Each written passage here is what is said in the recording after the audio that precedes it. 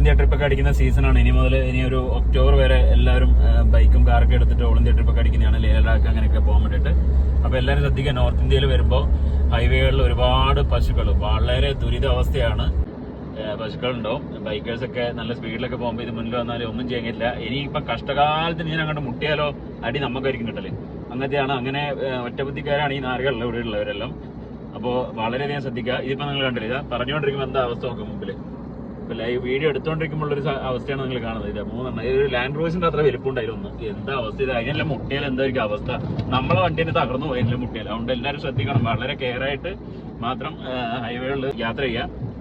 ഈ പശുവിന്റെ പ്രശ്നം വല്ലാതുണ്ട്. അത് പ്രത്യേകിച്ച് ഗുജറാത്തിലും രാജസ്ഥാനിലും ഹരിയാനയൊക്കെയാണ് അതിന്റെ രൂക്ഷമായ സാഹചര്യം ഉള്ളത്. അപ്പൊ എല്ലാവരും ശ്രദ്ധിക്കുക.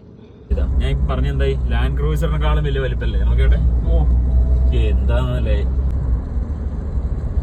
ആൾട്ടോ ആൾട്ടോ ആൾട്ടോ എല്ലാം ആൾട്ടോ, ഒന്നും പറയണില്ലേ. Land cruiser, Ford Endeavour, Fortuner എല്ലാം ഉണ്ട് റോട്ടിൽ.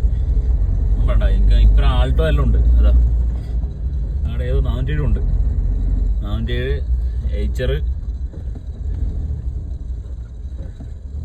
ഇത് മറ്റേ 12 SC. Hey, hey, hey, hey, hey, hey, hey.